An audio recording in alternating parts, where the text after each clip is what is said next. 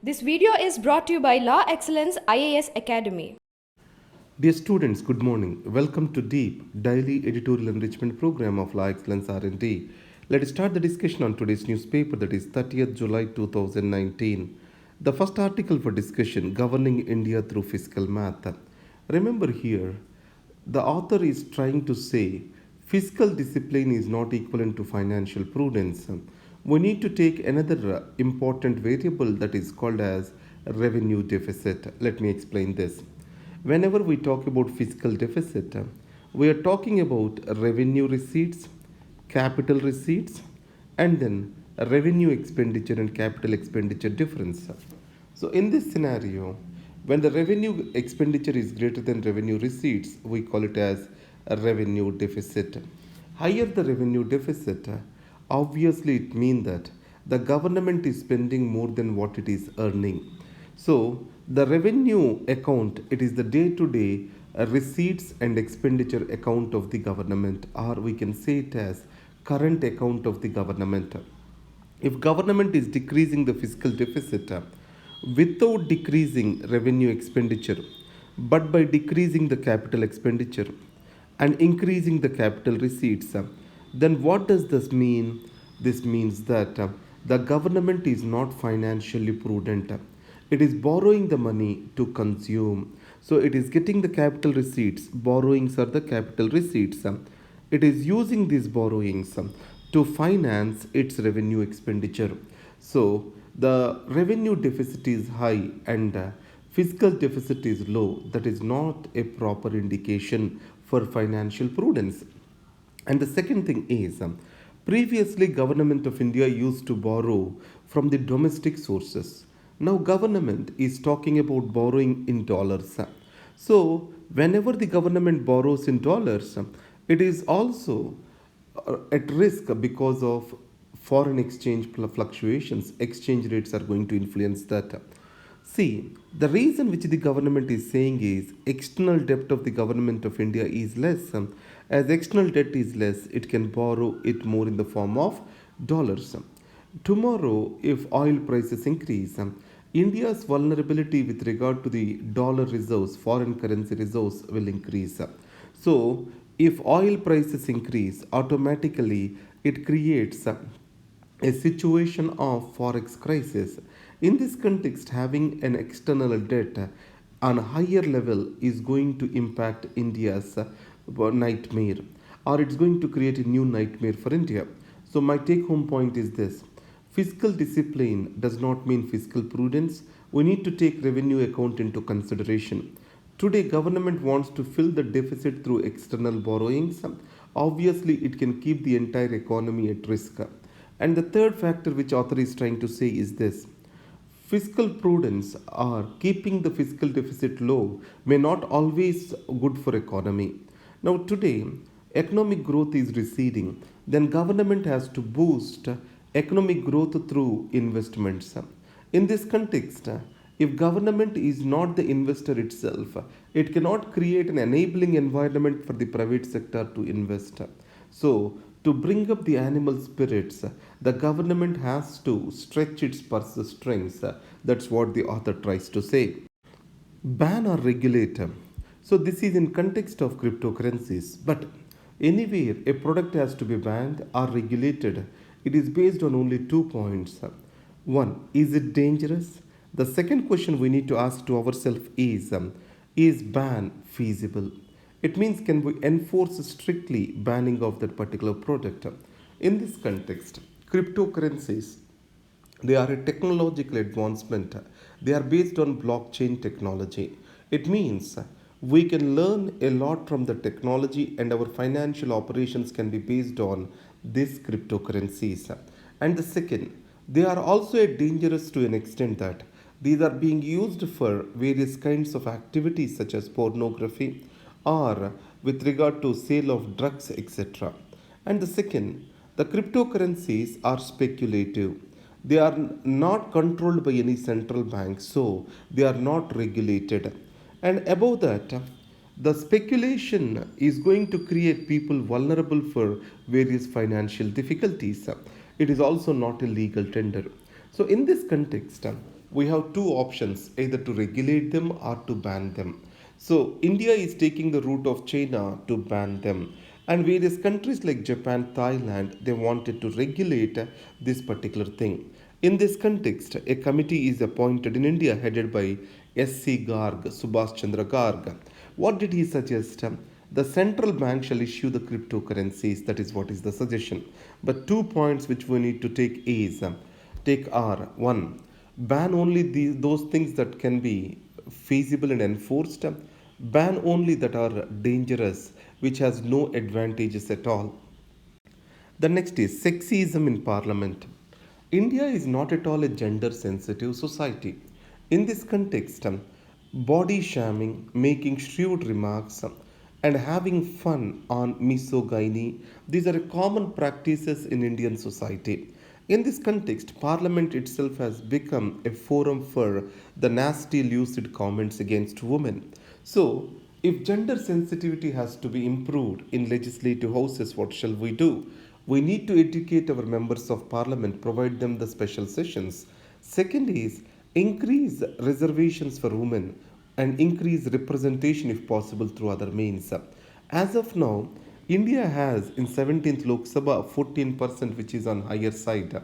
But if we take the global average, it is around 24.6%. India is down by 10 percentage points. Even if you take in South Asia, the countries such as Bangladesh, Pakistan, Nepal, all these have provided for women reservations to increase their representation. So, in this context, increased representation for women is the way forward to make their voice felt, to make themselves as a separate interest group who can promote their interests or legislative action which can cause better benefits and way of life for them. History and the 5G dilemma. So, America has advised India not to buy telecommunication equipment related to 5G technology from a Chinese company that is called Huawei. So, this is a pioneer in 5G technology. Other than this, Sony, Ericsson are all the other pioneers. What America says is it is taking the data from a particular country, and Chinese Red Army is involved closely with this company. So it will be a sovereign threat to any country.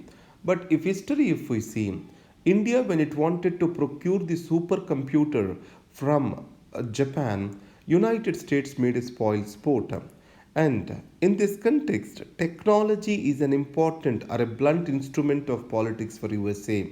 It means the technology transfers are used as bargaining chips for the US by the USA, and ultimately the USA was able to make an agreement with Japan so that India could not import a supercomputer of its choice. In this context, India ended up using or importing Cray XMP supercomputer from United States of America. So, for USA, technology is a great bargaining chip. In this context, India shall not fall into the trap of USA. So, the fight which is going on between USA and China shall not be seen as permanent.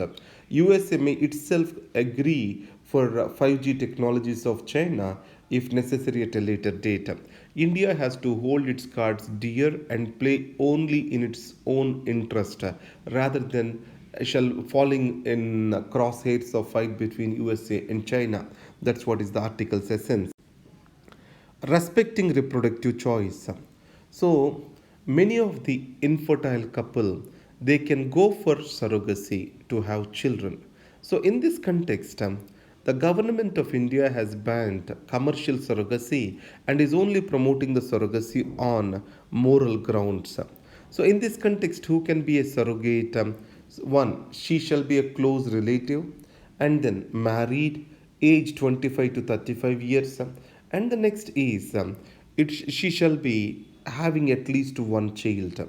So in this context, the choice of a surrogate to a infertile couple is reduced drastically. Second, to protect the family structure in India, what the government says is it has banned surrogacy by single parents or gay or unmarried. And the second, it says Indian family structure shall not be disturbed because of the new technologies. Now, beyond this, let us think and answer. So, who is a close relative? What is the definition of it? It was not given. And the second is the bill do not talk about the protection that has to be given to the surrogate mother. There will be health risks associated with it, or financial remuneration what she shall get. What is the legal protection she has to have? So these are not been very clear. So why the government has banned the commercial surrogacy?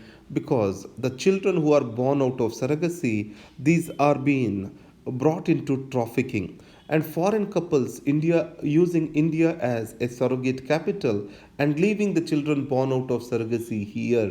So to stop this, India has completely banned.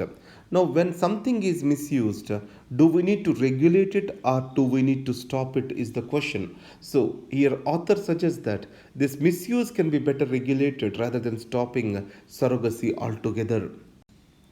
It's time for India and Pakistan to walk the talk. So, you know that after Bangladesh got liberated, India and Pakistan came to an agreement that is called Shimla Agreement.